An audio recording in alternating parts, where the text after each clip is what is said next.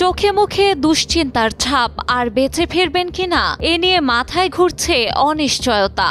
গাজায় ত্রাণ সরবরাহকারী ফ্রিডম ফ্লোটিলা কোয়ালিশনের ম্যাডলিন নামের জাহাজটি ভূমধ্য সাগরের মধ্য দিয়ে মিশরের কাছাকাছি আসলে সোমবার তা আটকে দিয়ে দখলে নেয় ইসরায়েলি বাহিনী। সেই সঙ্গে গ্রেপ্তার করা হয় জাহাজের 12 জন ক্রু। এদের মধ্যে ছিলেন পরিবেশ আন্দোলন কর্মী গ্রেটা থুনবার্গ।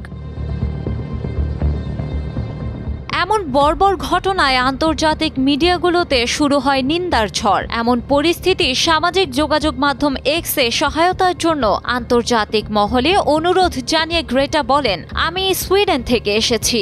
আন্তর্জাতিক জলসীমায় আমাদের আটকে রাখা হয়েছে। দখলদার ইসরায়েলি বাহিনী কিংবা ইসরায়েলকে সমর্থন যোগানো বাহিনী আমাদের অপহরণ করেছে।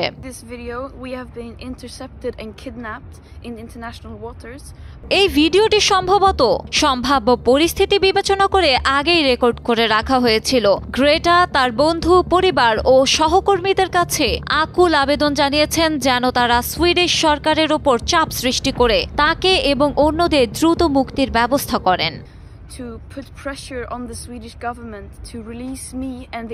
এদিকে কাতার ভিত্তিক সংবাদ মাধ্যম আল জাজিরা জানিয়েছে, জাহাজটি দখলে সবাইকে ফোন বন্ধের হুমকি দেয় ইসরায়েলি বাহিনী। এতে জাহাজটির সঙ্গে বহির্বিশ্বের যোগাযোগ সম্পূর্ণভাবে বিচ্ছিন্ন হয়ে যায়। জাহাজটির সর্বশেষ ফুটেজে দেখা যায় লাইফ জ্যাকেট পরিয়ে সবাইকে হাঁটু উঁচিয়ে রাখার নির্দেশ দেয় ইসরায়েলি বাহিনী। এক পর্যায়ে ক্রুদের ফোন পানিতে ফেলে দেয় তারা। ফ্রিডম ফ্লোটিলা কোয়ালিশন নামের আন্তর্জাতিক অলাভজনক সংস্থা পরিচালিত এই জাহাজটি গাজার উপকূলে ভিড়তে পারেনি। ইসরায়েলি বাহিনী জাহাজটিকে নিজেদের নিয়ন্ত্রণে নিয়ে আন্তর্জাতিক জলসীমা থেকে ইসরায়েলের আশতাদ বন্দরে নিয়ে যাচ্ছে। এফএফসি জানিয়েছে, ইসরায়েলি বাহিনী জাহাজ থেকে সব ধরনের যোগাযোগ বন্ধ করে দিয়েছে। তাদের পোস্ট করা একটি ছবিতে দেখা গেছে ত্রাণ দিতে যাওয়া মানবাধিকার কর্মী হাত তুলে বসে আছেন। ইসরায়েলের পররাষ্ট্র মন্ত্রণালয় থেকেও নিশ্চিত করা হয়েছে এ তথ্যের সত্যতা। এক্সে পোস্ট করা এক সংক্ষিপ্ত বিবৃতিতে মন্ত্রণালয়ের পক্ষ থেকে বলা হয়েছে, সেলিব্রিটিদের বহনকারী সেই সেলফি জাহাজটিকে রোববার মধ্যরাতে ইসরায়েলের উপকূলে নিয়ে আসা হয়েছে। ক্রুদের সবাই আমাদের হেফাজতে নিরাপদে আছেন।